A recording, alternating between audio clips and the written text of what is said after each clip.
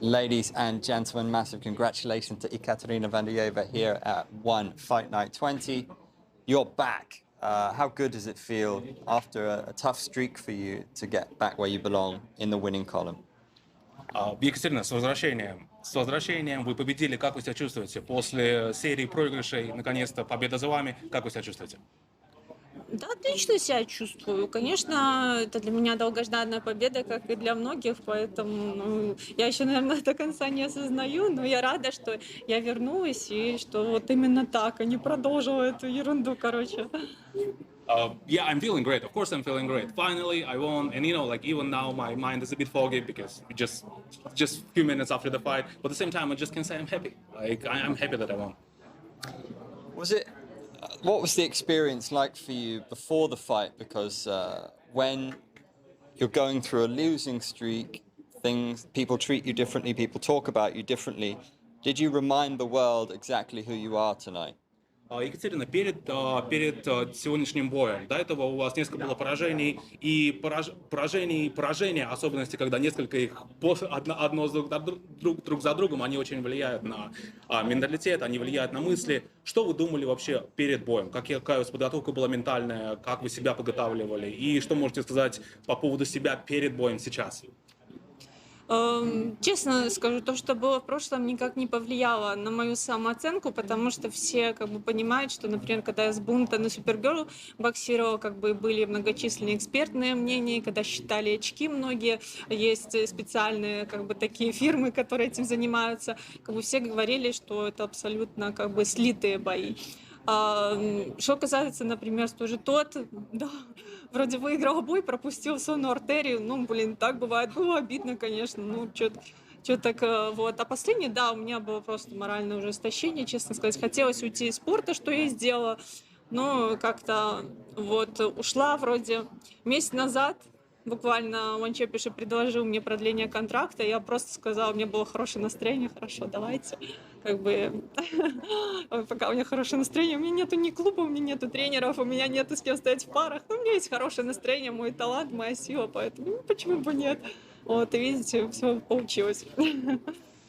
Yeah, like, it's really easy to say there were several losses in the past, but at the same time, all my fights before, all the fights were different. And situation in each fight was different. Like, let's say with the fight with Supergirl, like, I think I won. And there are so many, like, my fans, my colleagues, my trainers, they're also saying I won. So it's like, when we think about my previous experience, I didn't stress much in my mind about I lost, right? In my mind, I won. And other fights, yeah, like, sometimes it was a bad luck, sometimes I did something wrong, but at the same time, it wasn't a big deal. Like, I was, actually, I was getting ready. I was thinking about retiring from fighting, but at the same time, like 1 month ago, one championship contacted me, said like, Ekaterina, you want to fight? And like, I was in pretty good mood, so I was like, sure. I didn't have a team, I didn't have a club, I didn't have like trainers, I didn't have good partners, but at the same time, I was in pretty good mood, so I was like, hey, sure, why not?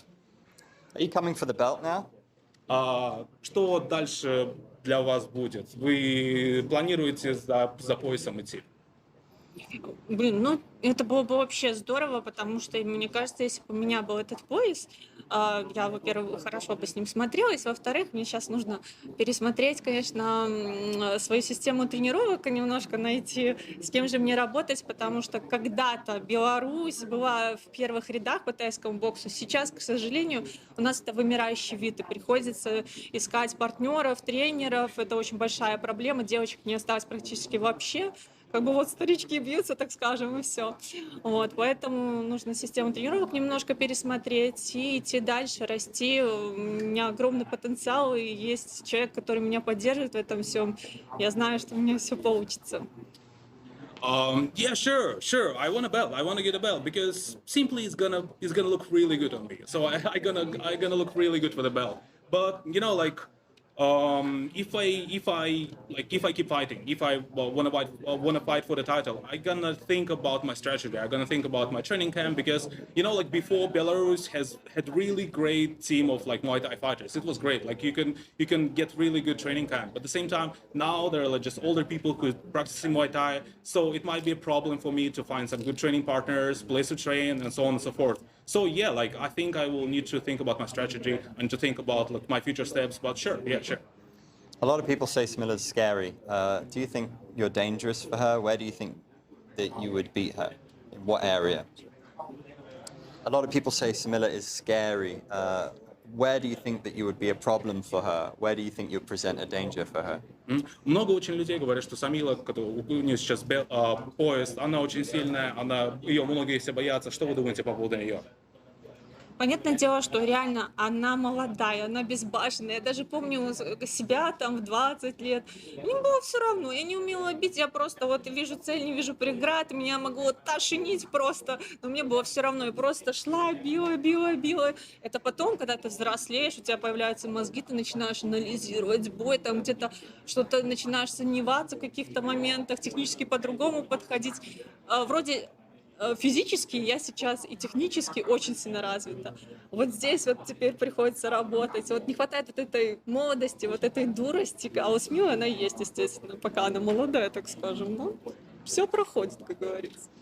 Yeah, you know, like she's young and crazy, you know, just like young blood. And like when I think about myself in my 20s, I was pretty similar. Like I didn't have a lot of technique, but at the same time, I had my power, I had my willpower too, and I was just going forward with no stop. I was just like smashing everything. But at the same time, as we're getting older, we have more thoughts, we have more responsibilities, we have more things to think about. And like, if I say about my physical state now, it's great. My technique is great. My physical state is great. If I need to improve something, it's my mental state.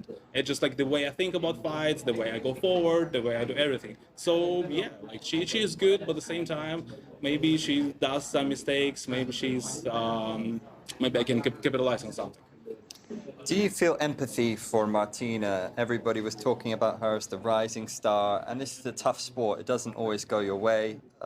Do you feel for her? Have you been in her situation, and do you still think she's a rising star?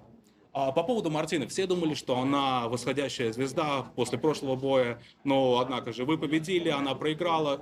Есть ли какое-нибудь у вас сочувствие по поводу нее? То есть юный боец продвигает себя в спорте, двигается вперед. Что вы думаете по этому поводу? Боже мой, ну это спорт, ну это нормально проигрывать. То есть, к сожалению, не бывает такое, что все время выигрываешь, особенно когда у тебя сильные соперники, когда ты выступаешь на высоком уровне. Да, я знаю таких чемпионов мира, которые просто, у них такой карт. У меня даже были соперницы, у которых 20 профессиональных боев, 20 побед. Я выхожу против них и просто сметаю, как говорится, потому что до этого у них были слабые соперники. У Мартины большая проблема была, что я сразу заметила, что у нее были слабые соперники. Даже та же Вандергер как будто очень сильно перегорела. Она ничего не делала, она просто вот бросала эту руку, проваливалась. И Мартина делала с ней все, что хотела. Я понимала, что я, конечно, не позволю Мартине делать со мной все, что хочешь, так скажем. Стоит один раз ей пропустить, и ее желание закончится. И было видно, что она меня боится, конечно. Yeah, about Martina, you know, like she's young, she's new fighter. She, as people are saying, she was a rising star. But I just want to stress that it's martial arts, it's sports, right? And we have to win and we have to lose in order to learn, in order to improve. And you know, like if you are a fighter and if you don't have any strong opponents, you're not gonna grow. You're not gonna keep moving forward. So it's really important to lose because you're gonna learn things. It's really important to fight with people who is stronger than you are. And about Martina, I just want to say, like, I think in her previous fights were too easy for her. And even with Wonder Girl, I don't know what happened, but Wonder Girl she wasn't doing much. And Martina won, but at the same time, I won in the fight just a few minutes ago, and I think it's really important. It's a good lesson what Martina can learn from. Ekaterina, great to have you around. Congratulations. This has been Andrew Whitelaw for SCMP in Bangkok. Cheers. Take a move in the ring. You can hit me with a word you fling.